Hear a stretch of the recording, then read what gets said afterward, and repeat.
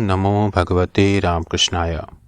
सार्थक परिपूर्ण जीवन के लिए महत्वपूर्ण सीख स्वामी जगदात्मानंद जी महाराज जी की महान पुस्तक जीने की कला से। अध्याय 4, जैसी करनी वैसी भरनी। आइए अब हम इस विषय पर चर्चा सुनते हैं। विषय है कर्म वापस लौट आते हैं। एडगर कैसी का कहना है कि कर्मों के लिए मन की आनुवंशिक अभिव्यक्ति में ग्रंथियां ही केंद्र बिंदु हैं। उसके द्वारा दिए गए कुछ उदाहरण निम्नलिखित हैं। पहला, अपनी मोटापे से दुखी होकर एक युवती ने एडगर कैसी से अपनी दशा के बारे में पूछा। एडगर कैसी ने कहा, 2 जन्मों पूर्व तुम रोम में एक प्रसिद्ध पहलवान थी। मोटापे के कारण जो लोग तुम्हारी जैसी तीव्र गति से नहीं दौड़ पाते थे, तुम उनका मजाक उड़ाया करती थी।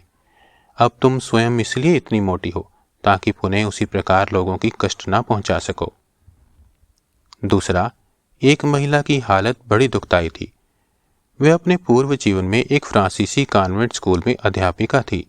बच्चों की बाल सुलभ शरारतों तथा गलतियों को स्वाभाविक मानने और उनके व्यवहार को धैर्यपूर्वक सुधारने की जिम्मेदारी अपने ऊपर लेने के बजाय वह बच्चों को निर्ममता पूर्वक दंड दिया करती थी। वर्तमान जीवन में उसे अति ग्रंथीय सक्रियता की बीमारी हो गई, जिसके फलस्वरूप उसे अनियंत्रित रक्तस्राव होने लगा। इस कारण महीने में 15 दिन उसे बिस्तर पर ही लेटे रहना पड़ता था। वे अपना कार्य जारी रखने नहीं रख सकी और उसे आजीवन दुख भोगने पड़े थे। यद्यपि बड़ी मुश्किल से उसके विवाह की व्यवस्था हुई, तथापि जल्दी ही तलाक भी हो गया। फिर उसे सुरापान की लत लग गई और अंततः उसने स्वयं ही अपना प्राणांत कर लिया। तीसरा, एक 20 वर्षीय क्रोधी युवक था। कैथोलिक ईसाई मत के उसके वयोज्येष्ठ लोगों ने उससे पादरी बन जाने का अनुरोध किया था, परंतु पादरी का जीवन उसे रुचिकर नहीं लगा। दूसरी ओर उसका मन प्रबल रूप से समलैंगिकता की ओर आकृष्ट हो गया था। एडगर कैसी से सलाह लेने पर उसने बताया, अपने अतीत जीवन में तुम फ्रांसीसी दरबार में थे और तुमने कई दरबारियों के समलैंगिक जीवन का पर्दाफाश किया था। उस समय तुमने दूसरों के दोषों की निंदा करने में रसास्वादन किया था।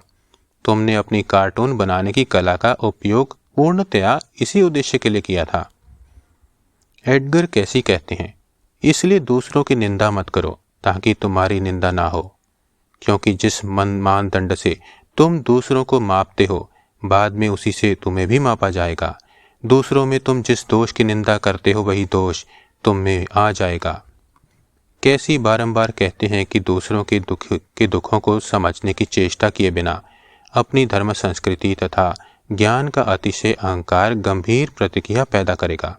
उदाहरणार्थ, सेना के एक 27 वर्षीय लेफ्टिनेंट के मन में प्रबल हीन भावना आ गई थी। वह सर्वदा संशयग्रस्त रहता था। अपनी स्नायुविक दुर्बलता का कारण ढूंढ पाने में असमर्थ होकर वह एडगर कैसी के पास गया। कैसी ने कहा, यह व्यक्ति अपने विगत जीवन में एक साहित्य समालोचक था। वह अपनी रुचि के विपरीत बातों की कठोर शब्दों में निंदा करता था। उसने असंख्य लोगों के मन में शंका एवं भ्रम उत्पन्न किया था। अब वह स्वयं अपरिहार्य भ्रम और संदेह की अवस्था में पड़ा है। संसार में ऐसे अनेक लोग हैं जो एक सच्चे समालोचक का कार्य करते हैं। अनेक लोग अभिव्यक्ति की स्वतंत्रता और निष्पक्ष समालोचना के नाम पर अपनी सदाशयता का प्रदर्शन और दूसरों की सुस्पष्ट निंदा में लिप्त रहते हैं। वे अपने सहज दुर्वचन और पर निंदा पर कभी लगाम नहीं लगाते। यद्यपि वे दूसरों के विचारों और भावनाओं, आदतों और व्यवहारों तथा रीतियों और कर्म कांडों को उचित रूप से समझने की क्षमता नहीं रखते, तथापि वे अकारण निंदा करके अपने ही अहंकार को पुष्ट करते रहते हैं।